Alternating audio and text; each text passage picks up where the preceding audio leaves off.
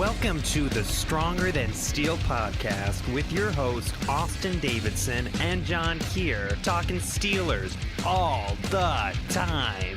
Now, here's Austin and John. Hello and welcome back to another edition of the Stronger Than Steel podcast. We are co-hosted as always by myself, John Keir, and my good friend Austin Davidson. Heyo. It is Season 4, Episode 5. Today we'll be talking about offensive tackle prospects you should be paying attention to as the NFL Draft is approaching. We'll talk a little bit about what's going on in the Steelers tackle room now that there's been one key move made this offseason, and we'll be talking about some guys that we think the Steelers, they won't be going after tackles in the draft, but then again, we didn't expect that to happen last year, and they drafted one in the third round. So make sure you just keep your eyes peeled because you never know what's going to happen. So we try to do our best to cover all of our bases here. So we'll be talking offensive tackles ahead of the NFL Draft in this episode. But before we do that, one little bit of Steelers news since our last episode, Austin. The Steelers announced that they're expected to release safety Morgan Burnett after signing him to a 3-year, $14.25 million contract last season. He's expected to be released by April 1st, which is a little under 2 weeks from now, or a little over 1 week from now, I should say. Burnett was kind of a disappointment after being the big free agent signing last year. He played in 11 games but only started 2 after an injury in Week 2 took him off the field. Terrell Edmunds assumed the starting role and never looked back. Burnett had 30 tackles with 6 passes defensed in 2018. Look, you think about the last 2 signings, Burnett and Ladarius Green, both have been pretty disappointing. But I know you liked Morgan Burnett coming in, and I didn't have much reason to dislike the signing, but it was kind of a flop. Yeah, it was a huge flop, and I mean, it is what it is. But the Steelers' track record for their big moves, so to speak, has not been so good in recent years. So hopefully one of the 3, what I consider big moves this year, work out, whether it be Mark Barron or Nelson or Dante Moncrief. Hopefully one of those guys, or hopefully all 3 of them work out. But, the track record isn't good for the Steelers. One more thing on Burnett.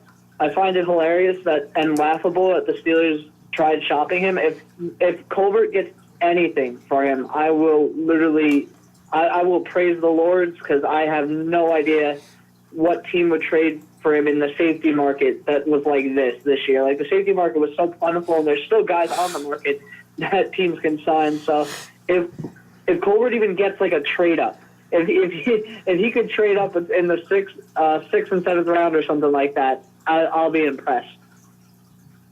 So going back to talking about Ladarius Green and Morgan Burnett. Both of them had problems with injuries. What do you think was the key problem with Burnett? Was it just a problem with fitting? Because he talked about it. He wasn't playing strong safety most of the year. His natural position, that was where Terrell Edmunds was playing, and he just looked out of position as a dime backer. Do you think it was just simply a matter of injury or playing out of position, or just he wasn't good?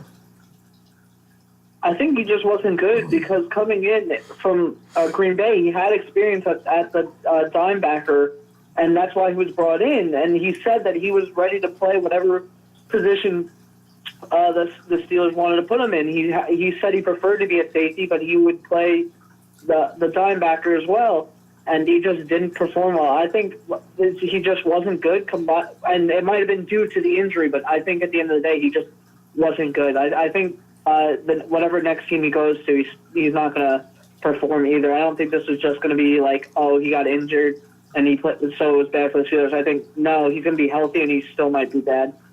Burnett has not played 16 games in a season since his 3rd year in 2012, so it has been quite a while. Don't you just love the national football media talking about how Morgan Burnett is now being included with Le'Veon Bell and Antonio Brown as being guys who quote-unquote, forced their way out of Pittsburgh? Yeah, okay, Burnett sure as hell did that. I mean, he's very much like those 2 guys. Yeah, with his great ecstatic play that's going to leave him in the Hall of Fame, yeah. Forced his way out. It wasn't his bad play that left the Steelers wanting to cut him and his high paycheck. it certainly wasn't that horrible play against the Oakland Raiders. And let me know if you remember this play. My lasting image of Morgan Burnett will be him covering that deep ball against the Raiders, which led to the go-ahead touchdown for the Raiders, in which he had the receiver right there. All he had to do was look for the ball, and he just didn't even see it. It just went right by him. You remember the play? Was that when he looked up after the receiver already caught it? Yes, there's actually a picture on Twitter I think I saw recently where he's looking up in the sky and the ball's already in the receiver's hands. Yeah, then that's I know what you're talking about. That. All right. Let's kind of get away from the negativity of the whole Morgan Burnett signing and him being released in the coming weeks here. Let's instead move to the offensive tackle position. So, a little bit of a change this year. Centerpiece at the right tackle position, Marcus Gilbert, longtime right tackle, has been traded to the Arizona Cardinals. Incumbent starter Matt Filer is returning with Alejandro Villanueva as the incumbent starters. Chukwuma Okorafor is looking to assume a role as a swing tackle, possibly become a starter if things break his way. And then there are backups, Zach Banner and Gerald Hawkins, who neither of whom played last season. So those are the five guys under contract. Villanueva is making $16 million over the next 2 years. Okorafor is on a rookie deal. Banner and Hawkins are on exclusive rights. Hawkins is on a rookie deal, I should say. Zach Banner's on a rookie deal as well. He'll have a ERFA contract coming up, and Matt Filer just signed his. So most of these guys they've got on the young and cheap, and there's some potential for change in the future. But for now, just let's talk a little bit about what the Steelers have here. How do you feel about the tackle group without Marcus Gilbert now? I feel pretty good still. I feel like Mike Munchak just left this year, so I feel comfortable with all of the tackles here. Obviously, Alejandro Villanueva has proven he was a really good offensive tackle this past season, one of the best in the league, and he had in the past been one of the weaker ones on the line, but he's looked strong like all the other guys, like Marquise Pouncey and David DeCastro, and he's actually the most proven tackle now that Marcus Gilbert's out. Then with Matt Filer, you got the anchor, as his nickname states, and I feel like he's going to be the starter going into this next season. And I feel comfortable with that. He played really well last year for Marcus Gilbert, and I feel like it's going to be the same exact thing this year. I feel like he's going to be good, and if he's not, I think Chukwuma Okorafor is ready to step up. We saw Chukwuma Okorafor play a lot of swing, not a lot, but a little bit of swing tackle last year. He didn't really get any starting roles, because Matt Filer was the guy to start after Marcus Gilbert got hurt. But I feel like Okorafor, after the 1 year of essentially redshirting and getting just a little bit of practice as a swing tackle, I feel like he'll be ready to step up. And then for Zach Banner, I feel like the Steelers saw something in him. I think I said this a few podcasts ago, but I feel like they see some potential in him. And there's a reason he stayed on the roster all year last year when it seemed unnecessary to keep 9 offensive linemen at the time. I feel like he could be good. He's one of the last guys that got mentored by Mike Munchak before he left, so I do have a hope for him. Then that leaves really Gerald Hawkins, which I don't really have hope for Hawkins. He's been injured far too much in his short span.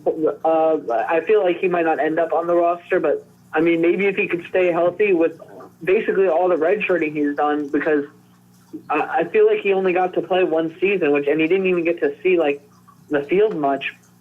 I feel like he possibly could be decent, but I don't know. The injuries are worrying, so I don't really think much of Gerald Hawkins. What do you think of the tackle room the Steelers have now? Well, obviously it's quite different with Marcus Gilbert out of the picture. You talked about Villanueva going from being a practice squad player to becoming, in my opinion, a top 10 left tackle in the league. I think he's been very good, and although he has 2 Pro Bowls, I think we both were in agreement 2 years ago, in the 2017 season, that he wasn't necessarily deserving of it, even though he played well. But this past year, I thought he was fantastic and absolutely deserved it. He's a very good left tackle. The right tackle, we'll talk about this in a moment, is between Filer and Okorafor. Filer stepped in and played very well last year.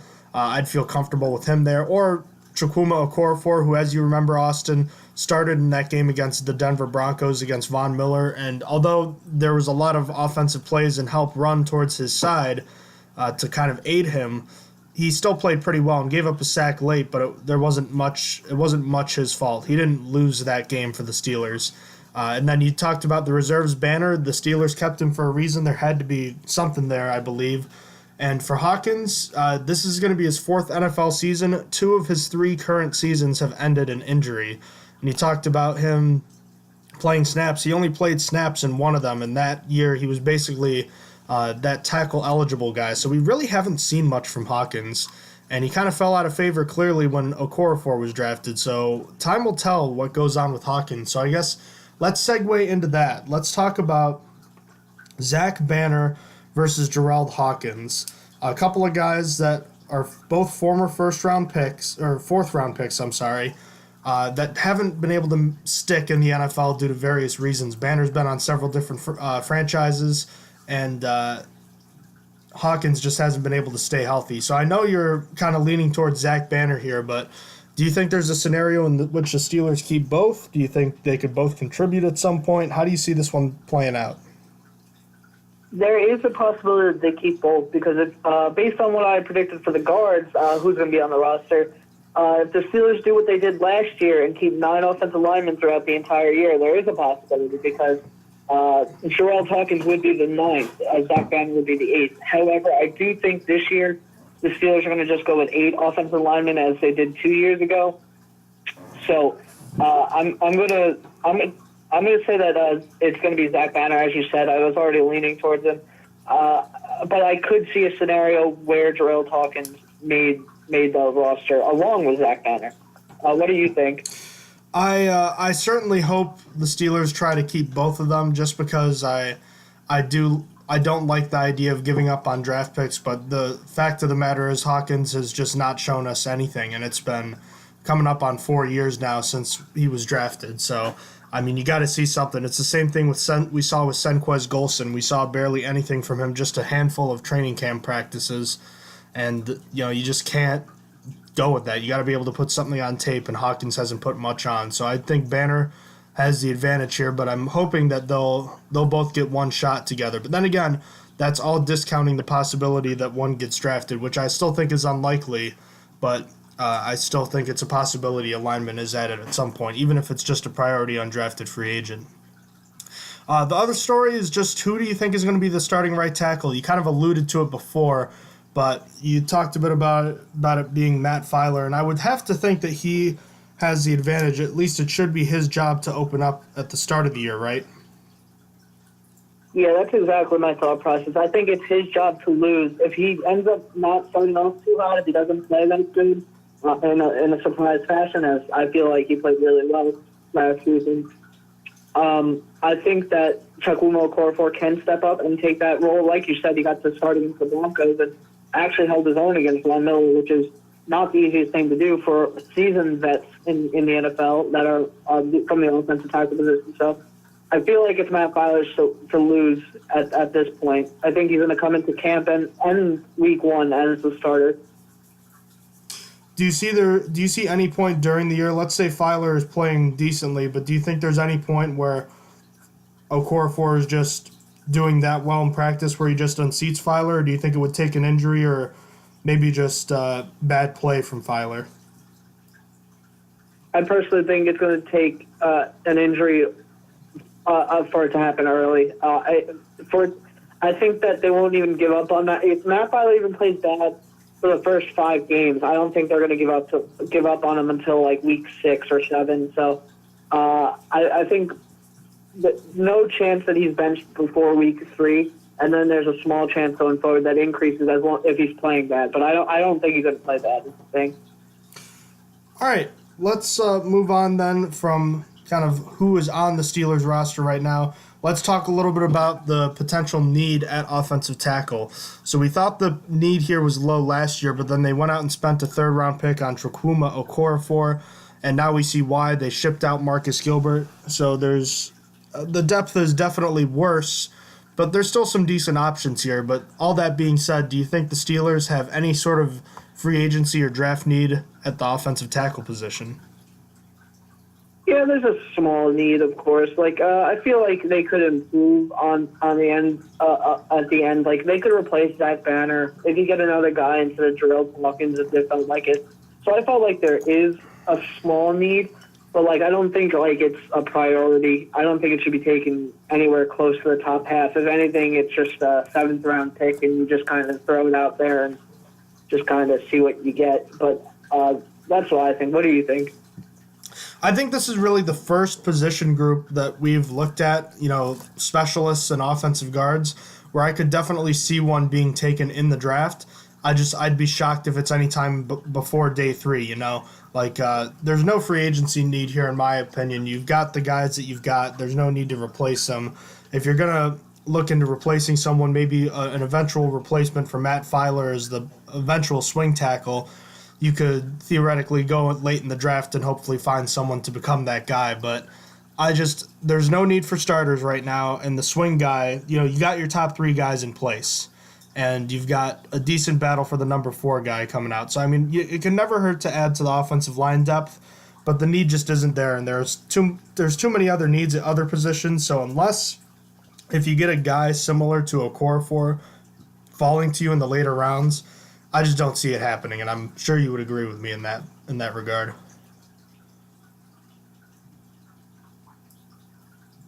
I feel like there is no guy this year in the draft. Obviously, I didn't really look at most of them, but I feel like there isn't going to be a guy that falls that's similar to Chukwuma Okorafor that's going to be worth it for even a late round pick. With what the Steelers need, I feel like there's just not that top prospect that's going to be there that's a developmental guy.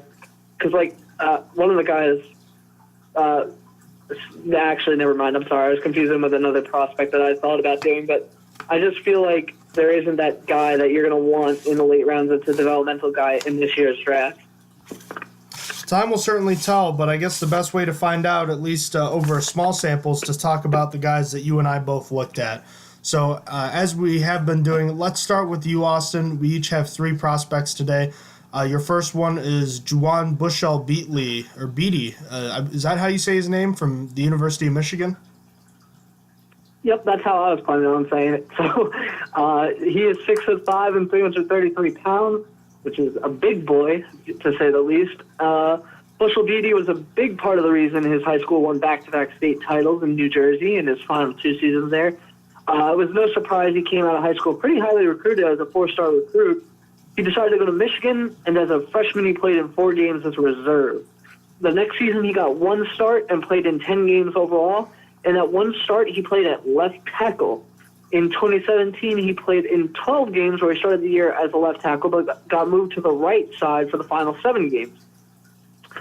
2018 was his best season, where he earned an honorable mention All-Big Ten selection for how he played in 11 games at the right tackle position. He did, however, miss the Ohio State game and Michigan's bowl game with a knee injury that had been pestering him since October. So what's good about Bushell Beatty is that all his positives come from his strength. He plays heavy behind his pads. He uses his momentum to land with a jolt on impact, especially when pass blocking. He has shown the ability to both drive down blocks out of the gap in short yardage situation, also the ability to harness his upper body power to capture defenders' outside shoulder. And then finally, his inside hand punches are well-timed and stiff. But there wasn't really much about Bushell Beatty. I guess I'm going to give a little bit of an insight before I get to the bottom line. He's not looking good for his draft stock going into the NFL, and here's why. While he has good size, height-wise, he has some small hands, which hurt him when he's trying to secure a defender's frame. He's also is a little too big in the weight department. It hurts his athletic ability a lot because he's not as fast, lacking lateral quickness to get back to side blocks. It doesn't help that he plays with poor body control as well, so it doesn't really have something to make up for his speed issue as well. He also doesn't have strong enough legs. He needs to work on his calves specifically if they're underdeveloped for an NFL offensive lineman. Then in terms of his protections, he's been shown to be susceptible to a bull rush. has had leaky pass protection, and as a dry blocker, he bends his waist and can be tossed from the block. So the bottom line is this. If Juwan wants to get drafted, he's going to have to reduce his weight in time for the draft, or at least go through some speed conditioning. Even then, though, Michigan's pro day has already happened. I believe by the time this gets posted, it's likely 4 days ago. I think it's 3 days as we're recording right now. So he can't really prove to scouts that he can be faster anymore, other than telling the people he's in contact with that he has worked on it.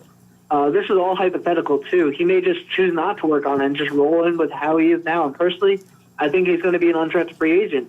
But he may be a guy added later in camp, as I don't think he's even a priority undrafted free agent. He really needs to get his weight under control, and I think that'll help him. But he also got to get some strength up in those legs. But, yeah, that was Juwan Bushell-Beatty from Michigan. So let's hear about your first prospect. I believe it is Cody Ford out of Oklahoma, right? It is the third prospect we've looked at from Oklahoma already in this young pre-draft session, if you will, including Kyler Murray and Austin Siebert, the quarterback and kicker. So Cody Ford, you might recognize that name if you're a Steelers fan, because the Steelers reportedly met with Cody Ford at Oklahoma's Pro Day last week. And that might be a little confusing because this guy is one of the top-ranked tackle prospects in the NFL draft this year. In fact, according to some NFL analysts, he's the number 2 ranked tackle, which is kind of confusing. But let me dive into it a little more.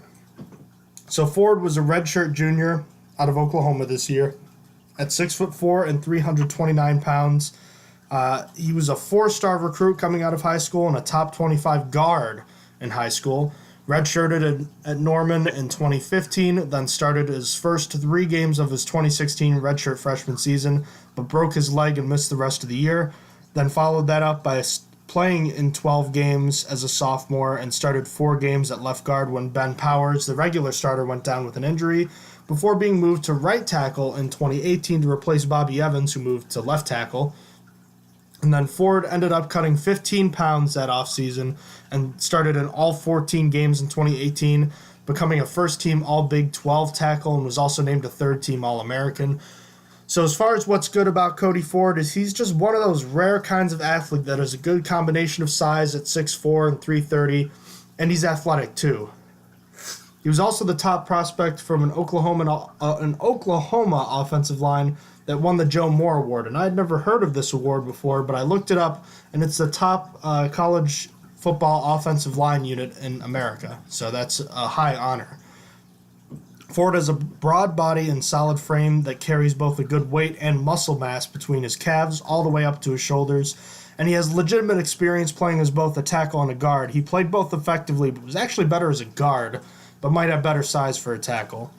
And he does play like a powerful tackle, as you would expect one to play. He excels off the line of scrimmage with a good pop on initial contact, and he has the strength, especially in his core, to block down routinely to open up running lanes on double teams. Scouts have loved his nastiness that he's displayed when he's on the field, and his lateral quickness and bend is adequate for an NFL tackle against pass rushers. He also showed that in the running game, he can climb effectively to the second level of the defense and can block flowing linebackers, even speedy safeties at times, too. He's a good blocker downfield, and due to a lot of some experience at tackle and guard, he's had good snaps against pass rushers from both the interior and outside as well. He's powerful and flexible. He can recover in pass pro if he struggles at the beginning of the play. And he's not a great finisher at this point, but he doesn't give up on plays and shows consistent effort throughout plays and throughout the game as well. On the flip side, though, his pass pro could use more work as a tackle. He did face good athletes in college, but many of those college rushers don't have counter pass rushing moves, as many NFL rushers do. The gold standard of the Alabama Crimson Tide defense kind of had their way with Ford this year. That can be concerning considering the fact that Alabama is routinely one of the, if not the top school in producing NFL talent on defense. Furthermore, specifically when it comes to trying to block players rushing the quarterback from the edge, he kind of struggles when guys throw in a head fake, and guys that are agile who can change up speeds effectively, they give him fits. He panics, especially against speed rushers, and loses his technique at times. His footwork gets kind of all over the place. And he doesn't utilize his length as best as he can in pass pro. His long arms are kind of neutralized by his own doing. His wide hands open up his frame too much, and he's just not patient enough at times when he's working towards the second level in the running game. He'll kind of rush there and will forget about his original assignment on the first level, which can cause some running plays to break down as the offensive line gets overextended. So all in all, Cody Ford, he's got some upside, he's got some problems, and they met with him at the pro day, but he's a highly touted prospect for a good amount of reasons. He's got great size, he's versatile, and he's athletic, and he's not likely going to be around beyond the middle of the second round. It's going to be hard for teams to ignore him that need an upgrade along the offensive line. And yes, he needs some technical improvements, but most offensive linemen this age do. And his experience at guard, again, should allow teams to have the option of putting him wherever they need him to play. He's probably going to sit for a year or two at a tackle position, but could play right away as a guard. This is an interesting, versatile option for any NFL team that picks him, but quite frankly, I think it's going to be unlikely that he's on the board, even though the fact remains that the Steelers did meet with him, which makes it all the more puzzling that they did meet with him. I don't know what your thoughts were when you saw the Steelers met with him, but I was still confused, even more so now after reading, kind of all the information I've seen on him. Yeah, I wasn't a fan. I know the Steelers have to do their due diligence, even like we did with the quarterbacks. The Steelers have to look every year at top prospects so they can understand who's going to work out when they do need a top tackle. So it never makes me exactly happy, but I know why they have to do it, but it always scares me a little bit. I feel like they're just going to come in and surprise us and just draft an offensive tackle round one like this year because it's the best player available. And I know they could do it too. I have the potential. They got to Colin Holba, for God's sake. So I don't like when they meet with. I know they have to, but I don't like seeing it. I like to pretend it's not happening. All right, let's transition to Alex Bars. Yes, Alex Bars out of Notre Dame. He is 6'6" and 312 pounds. Bars was highly recruited out of high school as he came from a family of good college football players. Joe Bars, his father, played linebacker for Notre Dame. Blake Bars, his brother, played on the offensive line at Michigan. Then another brother, Brad, played on the defensive line at Penn State. So with all that considered, colleges wanted Alex because of his lineage. Not only that, though, he was considered a top 100 recruit and second-team USA Today All-American coming out of high school. Following his dad, he decided to play for the Fighting Irish and even got some playing time as a redshirt freshman. He played in 6 games total and 2 starts at left guard because Quentin Nelson got injured. He would have played more that season, but he himself suffered an ankle injury that ended his season. In 2016, Bars got to start all 12 games this time at right tackle, and then in 2017, he started all 13 games at right guard. In his final season, he moved back to left guard after Nelson got drafted by the Colts, but only got to play in 5 games due to a knee injury that required season-ending surgery. So what's good about Bars is when looking at offensive linemen for the Steelers, I love versatility and leadership, and Bars has demonstrated both of those things. He has starting experience at both guard spots and right tackle, and is expected he could be any of those positions at the NFL level as well. He was a team captain in 2018 as well, while playing on an offensive line that also won the Joe Moore Award as the top offensive line in college football. However, they won in 2018. They won in 2017 when Quentin Nelson was there. Now, in terms of his actual play, Bars is best against bull rushes, where he anchors down against power with the help of the strong initial punches he throws out. From there, he has good hand technique to control and overpower his opponents, steering them to where he wants. And basically, he can do what he wants with opponents. That's basically all I'm trying to say. Next up, I want to talk about his proven recognition. He is quick to realize when a linebacker is shooting up the B gap and transitions there just as quickly. Then he has good understanding of what's happening in pass protection. And then on the second level, he has a good understanding of angles and second-level target points to succeed on move blocks. Finally, Bars is shown to work well with teammates on double-team blocks, and he's always looking for work.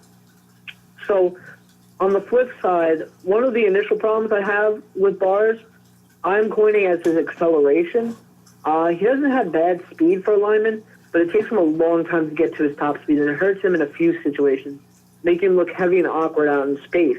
For example, he's shown to not have the lateral recovery quickness you'd want out of a lineman. You can see it while he plays. Basically, he's going to struggle with long pulls and screenplays in the NFL, which probably hurts his value. Then there are some questions about him when he transitions into the NFL. Scouts have questioned whether he will be able to handle edge-to-edge interior rushers, and also scouts have questioned whether he will have the core strength to control the point of attack versus other strong opponents, NFL-level opponents. Then another thing is that Bars has below average contact balance from the combination of excessive waist bending and keeping a narrow base, especially on move blocks. The waist bending has also led to him to whiff on some blocks and lose some matchups early. Finally, I already mentioned it by saying he suffered a season-ending knee injury, but that injury was ACL and MCL tear that he suffered in September that he isn't healthy from yet, which makes sense as it's only been about 7 months. But it's really more about the kind of injury that it is. It's an ACL and MCL tear. Those are horrible to recover from, and some athletes are never the same. So it's going to really, really affect his draft stock. But without the injury, Bars could have been looking at being as high as a fourth-round selection, but due to the injury being an ACL and MCL tear and teams not knowing how he will be after it, his stock has definitely fallen quite considerably. We don't even really know how he stacks up to the other offensive linemen in terms of speed and strength because he wasn't able to perform at the Combine or Notre Dame's Pro Day. Still, though, when Bars offers maturity for his age and when he was healthy, he offered versatility, which I like to think plays a big role in taking late-round offensive linemen. So at the end of the day, I think Bars will go in the mid to late 6th round with the possibility of going early in the 7th. I don't see him as going undrafted. I'm trying to be shocked, but I don't think he's going to earlier than the 6th. So that was Alex Bars out of Notre Dame. Let us hear about Max Sharping from Northern Illinois. Max Sharping from the small school of Northern Illinois. Sorry, not a small school per se, but it's a MAC school, so it's not one of the top schools that we're used to seeing produce NFL talent. Sharping was an all-state pick his senior year at Green Bay Southwest High School. Redshirted at Northern Illinois in 2014, started 10 games at right tackle and 4 at right guard in 2015, making the FWAA, or Football Writers Association of America's freshman All-American team that year. Enjoyed then a stellar 2016 season that saw him start 12 games at right tackle and was named first team All-MAC, or Mid-American Conference. Then made first team All-MAC each of the next 2 years, starting 13 games at left tackle as a junior and also becoming a second team academic All-American. And then he started all 13 games as a senior, making it 52 starts and a possible 52 games for Sharping. The 6'6", 327-pound redshirt senior. Let's talk a little bit about what makes him such an intriguing prospect. And he can make his case to NFL teams that need both left and right tackles because he has a lot of experience playing both left and right tackle. A former academic All-American, both professors and coaches have noted that Sharping is a smart person and tends to learn quickly. And he's tall, but unlike many offensive linemen who play in smaller conferences, he actually fills out his frame with adequate muscle mass and thickness, especially in his upper body. He can mirror edge rushers well and showed the mature ability to change his pass set depth, based on where his opponent is rushing from and how fast they are as a player, i.e. a slow defensive end versus a speedy blitzing safety on the outside.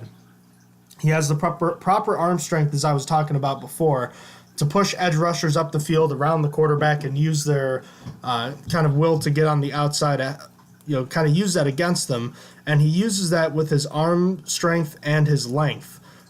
Neutralizing strong edge moves. He also shows a rare ability to reset his anchor after losing an early battle against a power rusher. Especially, we see a lot of big, twists and stunts, and we see blitzing linebackers. Sometimes they're hard to block, especially when you've got a big man rumbling towards you like that. And he'll give up some ground early, but Sharping has the rare ability to kind of slow them down after a couple steps. Still, even though Sharping has room to grow as a run blocker, you might think of that as a negative, but considering he's already a pretty good run blocker, that's good news for whatever team he ends up on. He's strong and has quick steps with a good base, and that helps him finish drive blocks pretty well. On the negative side, though, as far as what his weaknesses are, he needs more coaching and pass protection. His balance is just improper when he comes out of his stance. He routinely leans too far to the outside, no matter what side he's on. And he's very concerned with protecting the edge, which is good, but I mentioned this on the last podcast. Your first priority as an offensive lineman in pass protection is to defend the inside. And he opens up too quickly, allowing someone to undercut him too often. And his kick slide is just sloppy when you're getting back to the outside. He uses long and choppy strides that slow him down. He's hesitant to strike with his hands, too. As coaches, you're just frustrated because he's got those really powerful arms, and he's got long arms, too, and he just doesn't use them to his advantage enough. The hands are late, and they're a struggle for him, and that'll give defenders an advantage that they should never really have. And he's also a step slow to advance on the second level with combo blocks and in recognizing twists and stunts, which you would think would be kind of confusing given how smart he is and how he's well known for recognizing things quickly. But that's one thing that he doesn't do as well as you'd think he would. And I mentioned that he sustains down blocks well, but he doesn't sustain run blocks in general as well as he should, especially in combo blocks with other offensive linemen. So when looking at Max Scharping as a whole, he's a fine tackle prospect and he's on the rise. He really improved his draft stock with a good combine, and he's moving up the draft boards as teams to continue to look at smaller schools like NIU, Northern Illinois. He's got good size and good athleticism, and he can handle powerful pass rushers. You know, he's strong enough to do that, and he's also athletic enough to recover against speed rushers too, but he needs to develop more consistency in his game, improve his technique specifically with his footwork and balance. The balance thing is a real problem in the NFL right now. He's got to get that taken care of right away. He's better suited for the right side, but he can protect the left side if needed, but I think based on what I'm seeing, most NFL teams would prefer to have him in as a right tackle instead of a left tackle, so you don't have someone that's more unproven protecting what is most likely the quarterback's blind side. All right, that is Max Scharping from Northern Illinois University. Austin, can you tell me a little bit about Cody Ford's teammate at Oklahoma, Drew Samia, I believe is how you say his name? Yep. If you weren't tired of Oklahoma at number 3, we now have number 4 of another offensive tackle, the opposite side, in Drew Samia. He's 6'5", he's 305 pounds. Drew was ranked as a top 15 offensive tackle in the nation coming out of Sacramento. Oklahoma picked him up, and he started 9 out of 12 games at right tackle in his true freshman year.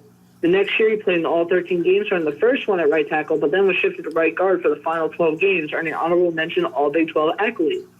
In his junior season, he remained at right guard and started 12 of 13 games, only missing out on one because he was ejected from in Oklahoma's game against West Virginia for throwing a punch.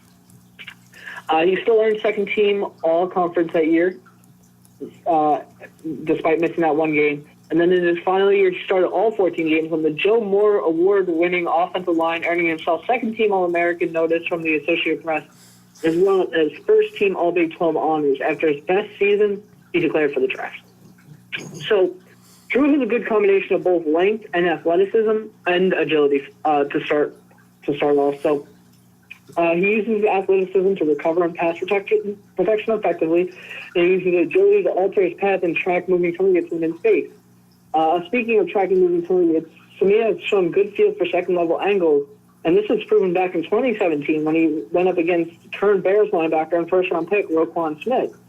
Then he moves around pretty well with light feet, helping him in a few areas. For instance, it helps him getting out of stance and into pull blocks with good quickness, and then also helps his lateral movement skills, which in turn help him handle more athletic rushes and spin counters. I think my favorite thing about Samia is how physical he is. He's shown to be able to ride defenders with his grip strength and then get them off balance with his footwork and by twisting them around. Finally, he can mentally adjust from assignment to assignment quickly when his opponents back off. So I think Drew's greatest downfall is his hand usage. He's not very consistent with his hand placements in both pass blocking and run blocking. He carries low hands when pass blocking, which allows defenders to outpace him into first contact. And he doesn't do a good job of synchronizing his hands and feet to stay in front of opponents. speaking of using his feet, his sloppy footwork has opened lanes to the quarterback for rushers. So if he hasn't made contact with the defender, his footwork isn't good. Another big issue for Samia is that there have been questions about his strength when he gets to the NFL. He's flashed the power, but at the end of the day, that core strength and body control needs to be worked on. We've seen him get rattled by stronger two-gapping defensive tackles and also see him struggle to redirect opponents when they get into his edge.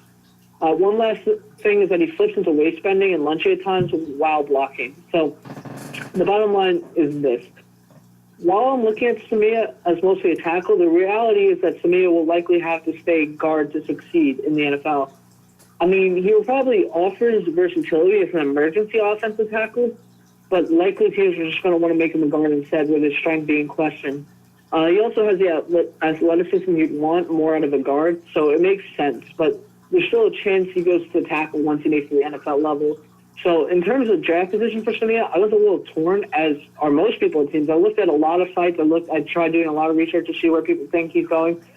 Some people think he'll go to the top half of the draft. Others have said they can go to that's not drafted, and I was surprised to see that.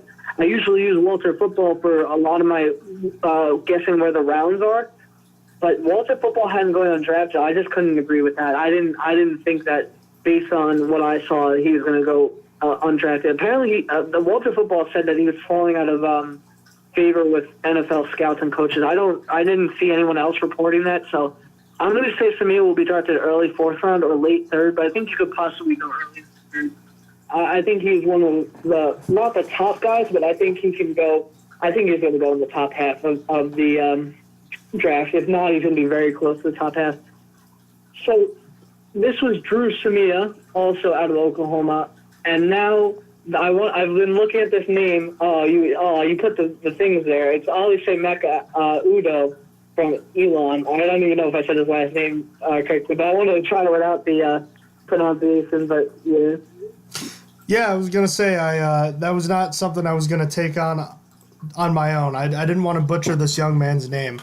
Alise Mecca Udo, I believe is how you say his name, so I apologize if that's not correct, but I did my best. The 6'5", 323-pound product from Elon, the redshirt senior, stayed at North Carolina to play in college after being one of the top scholar athletes in high school in 2013, then redshirted with Elon in 2014, and immediately became a starting right tackle in 2015, a job he never lost until he left college. He started all 11 games in 2015, all 11 games in 2016, and all 12 games in 2017 at right tackle. And he was not an all-conference selection in any of those years, which is a bit concerning. But he finally got some recognition in 2018 as he was named a first-team All-Colonial Athletic Association selection and was named an academic all-conference pick as well, the latter of which he was actually named multiple times. All right, so what's good about this small school product? He's physically just a big, big man. He's got 2 burly legs that look like tree trunks from what NFL scouts are saying. He's got a big chest, the real Mr. Big Chest, if you will, a broad waist and long, muscular arms, and just a powerful, massive frame. Gifted with natural power. That's not lost on Udo, who plays with a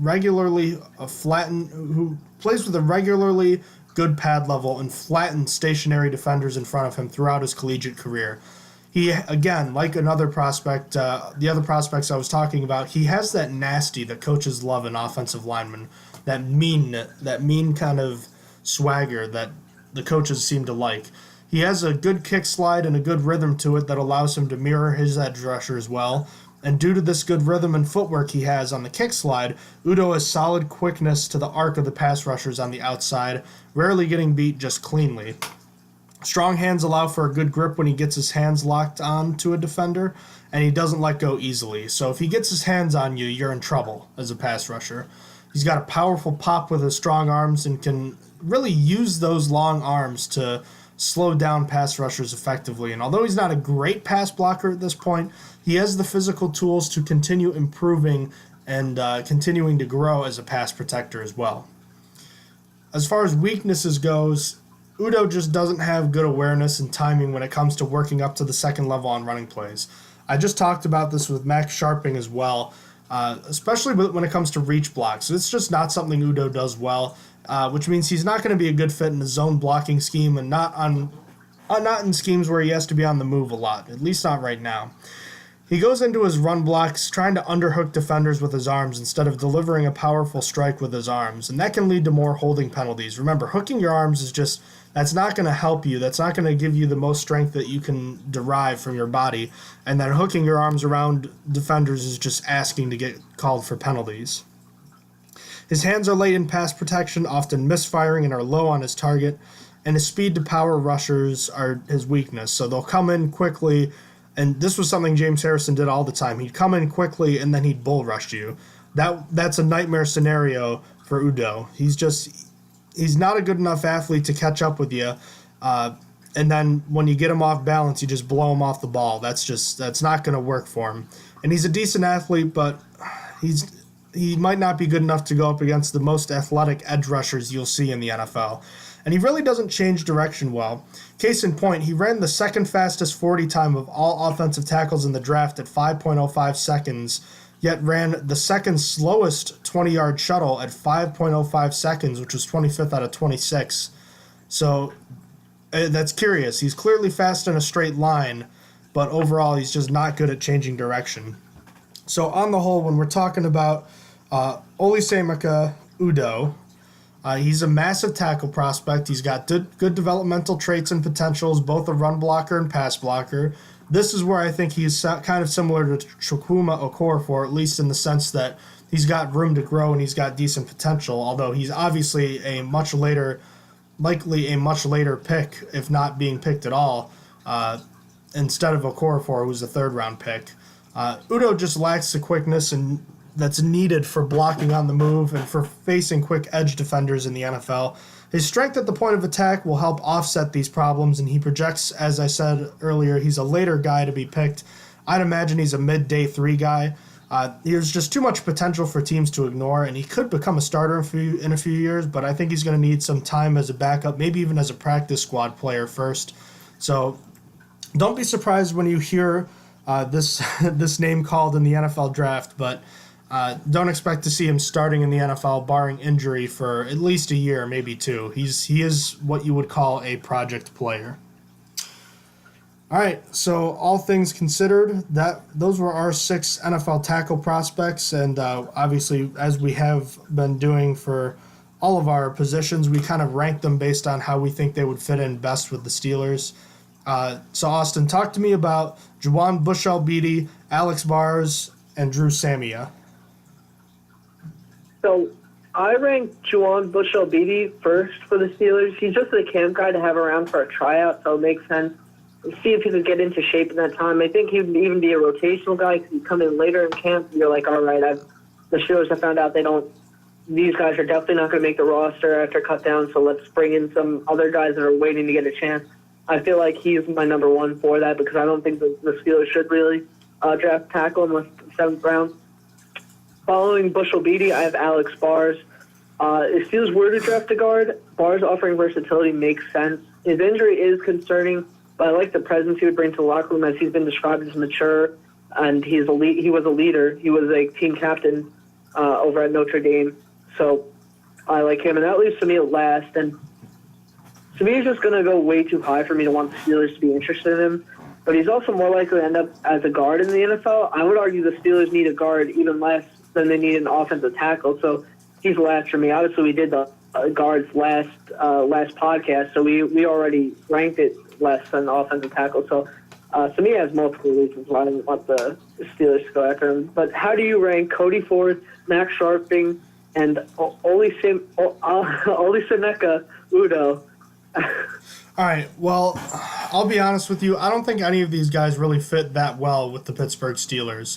The top guy on my list is Olisaemeka Udoh. I just talked about him, a raw and powerful prospect. He needs coaching similarly to what we saw with Chukwuma Okorafor last season, but he's just kind of a discount Okorafor in my mind. He doesn't fit exactly what the Steelers would like out of their guys. He doesn't run well right now, and although he's likely to develop into at least a swing tackle in my mind, he's not a guy that you really need to take a flyer on, at least not in this sense. I feel like the Steelers are going to rather take a flyer on a guy that they know can move instead, and Udo just isn't that guy. I mean, I wouldn't hate to see him in Pittsburgh. When he comes to Pittsburgh, he's not going to be doing anything for at least a year, probably two. He's a long-term project at best. Max Sharping I had second, and he's still likely to be drafted before the Steelers are looking to pick any tackle prospects. So I find it unlikely. He's just a good athlete and a strong guy. He's more of an early day 3, possibly a day 2 pick in my mind, maybe even earlier. I find it hard to believe the Steelers are going to take another tackle that early, but then again, who knows? And then last I have Cody Ford. Look, he's just too good and too highly touted for him to fall to a spot where the Steelers would realistically take him. They really just don't need a tackle that badly, barring something happening that we don't know about, whether it's something crazy where, Alejandro Villanueva is retired or something like that, or Chukwuma Okorafor is walking away, or so it would have to take something crazy like that or a season-ending injury for me to think that they could spend a pick. And even then, I wouldn't expect one this early. So I think Cody Ford is without a doubt last. So after all that being considered, let's talk about how the depth chart is going to look like in 2019, starting with the starters, then your swing tackle, and then your backup or backups with the offensive tackles.